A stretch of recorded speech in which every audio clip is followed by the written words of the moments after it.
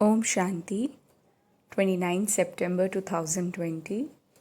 आज की बाबा की साकार मुरली में बाबा ने तुम्हारी पढ़ाई का सारा मदार है योग पर, इस बात के ऊपर विशेष अटेंशन दिया कि योग से ही आत्मा पवित्र बनती है और विकर्म विनाश होते हैं।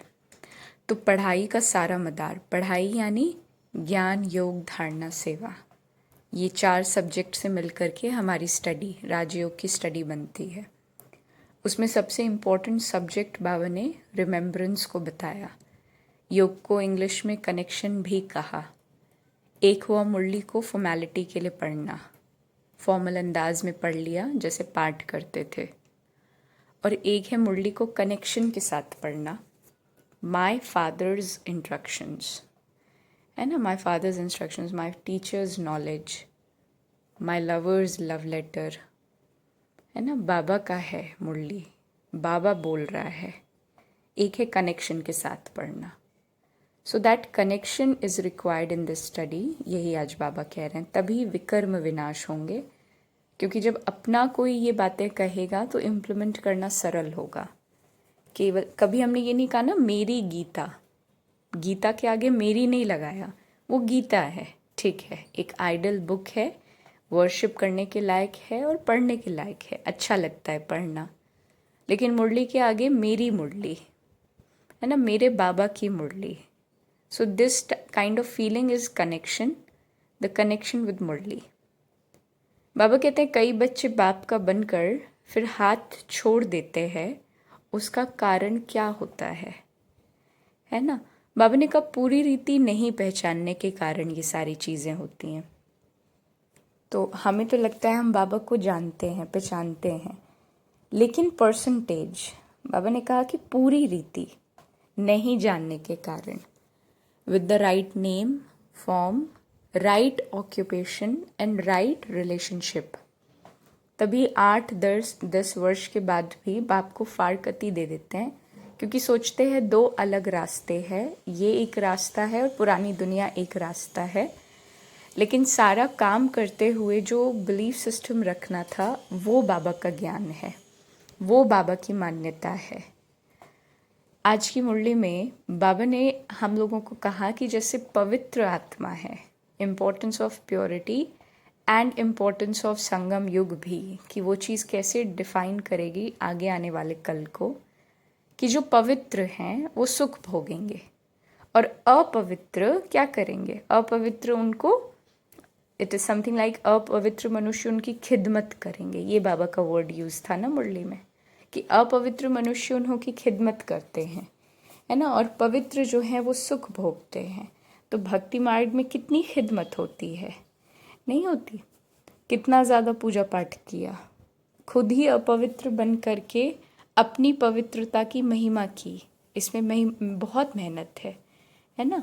कितनी मेहनत लगाई, अपने पुराने वर्च्यूज़ और पुरानी सभी चीज़ों को याद करके अपने ही स्वरूप की पूजा करना, आप ही पूज्य आप ही पुजारी बनना, है ना। बाबा ने कहा ग्रहचारी सबको लगती है भक्ति मार्ग के बारे में, कि जैसे राखी बांधने का त्यौहार भी करते हैं, लेकिन वहाँ पर एक्यूरेट पवित्रता की बात नहीं समझते, है ना। भाई बहन एक प्योर रिलेशनशिप है, तभी तो वहाँ राखी का त्यौहार मनाया गया।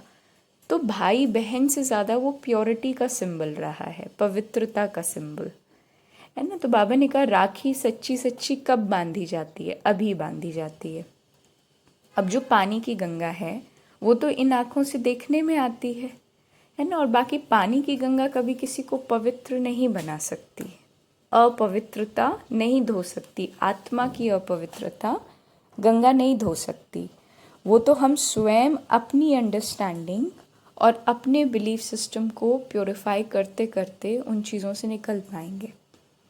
बाबा ने कहा तुम जानते हो, क्या जानते हो, कि हमारी आत्मा बेहद के बाप को याद करती है या नहीं करती है। बाबा कह रहे ये बात तुम जानते हो।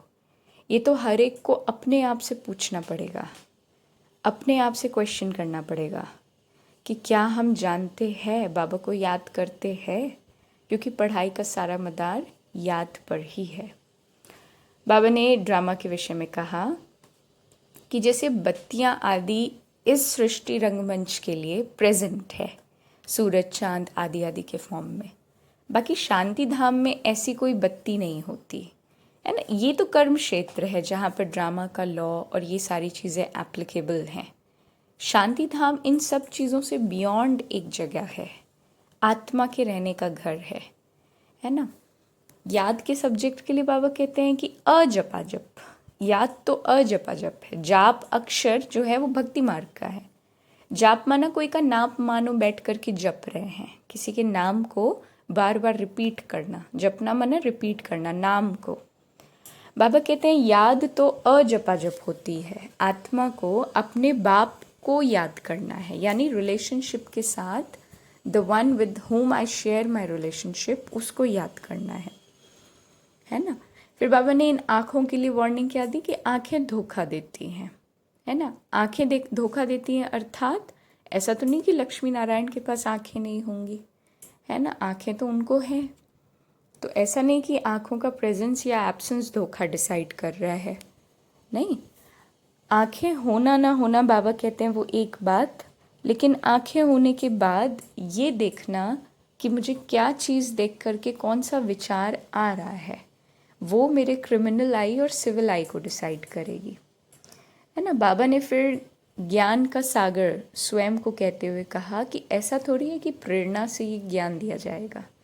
बाबा प्रॉपर रथ में आते हैं, विराजमान होते हैं और फिर ये नॉलेज डिलीवर करते हैं, है ना। अब दादा को तो इन आँखों से देखते हो, दादा के शरीर को, ब्रह्मा बाबा के शरीर को तो दिखाई दे सकता है, बिल्कुल दिखाई देता है, लेकिन शिव बाबा नहीं दिखाई दे सकता इन आँखों से।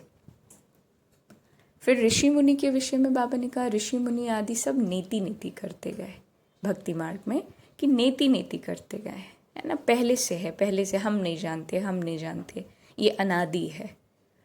बाबा ने कहा कि अब तुम जानते हो, पहले तो तुम भी नहीं जानते थे, अभी तुम कहेंगे कि हाँ हम जानते हैं, तो आस्तिक हो गए, है ना।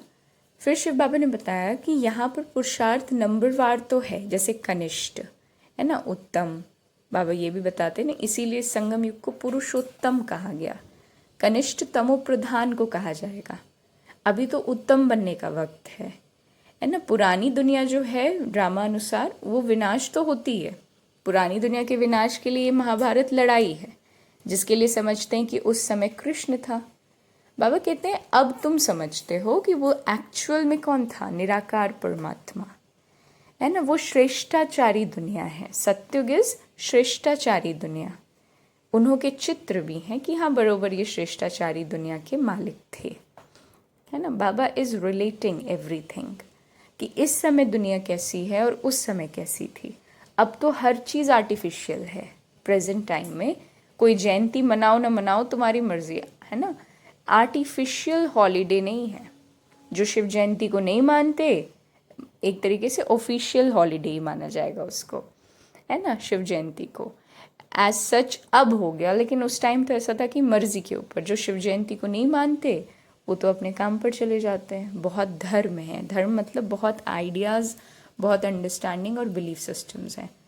बाबा कहते हैं जो वातावरण इस समय है, सत्युग की स्पेशलिटी, वो वहाँ नहीं होगा। सत्युग तो है ही नई दुनिया, एक धर्म है, वहाँ ये पता नहीं होगा कि हमारे पीछे चंद्रवंशी राज्य होगा। अगर ऐसा पता चले तो उस समय का सुख तो मानो वहीं समाप्त हो जाएगा, है ना। अच्छा, ताज की बात बाबा ने कही, जैसे भक्ति मार्ग में मोर का गिरा हुआ पंख अगर ताज में लगाएंगे, है ना, ताज में भी झूठी निशानी दे देते हैं। अब वहाँ तो सब खूबसूरत चीज़ें होती हैं सत्युग में, गंदी कोई चीज़ का नाम निशान नहीं, ऐसी कोई चीज़ नहीं होती जिसको देखकर घृणा आए। यहाँ तो घृणा आती है ना। बाबा ने कहा वहाँ ऐसा कुछ भी नहीं होगा, वहाँ जानवरों को भी कोई दुख नहीं होगा। यहाँ भी देखिए स्ट्रीट पर क्या होता है, कोई गाड़ी आई मार करके निकल गई, डॉगीज का पैर टूट गया, कैसी कैसी चीज़ें होती हैं, एक्सीडेंट हो गया, है ना, उनकी भी अकाल मृत्यु हो जाती है। तो बाबा वही कह रहे हैं वहाँ ऐसी कोई चीज़ नहीं है, हर चीज़ फर्स्ट क्लास होगी। 100% नई दुनिया, 100% इन एवरीथिंग।